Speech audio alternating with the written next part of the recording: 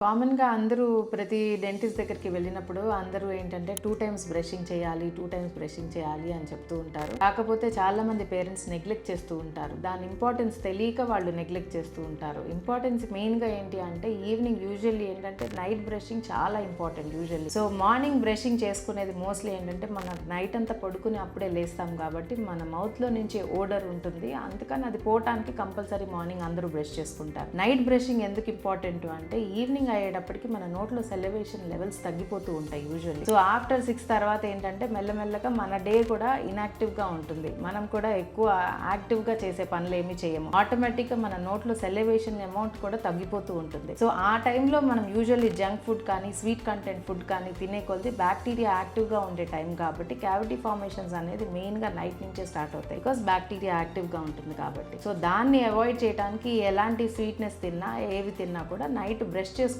పడుకుంటే ఏంటంటే మన నోట్లో బ్యాక్టీరియా మొత్తం క్లియర్ అయిపోతుంది. దానివల్ల క్యావిటీస్ వచ్చే ఛాన్సెస్ తగ్గుతాయి బాగా. సో డే బ్రషింగ్ కన్నా night brushing is very very important.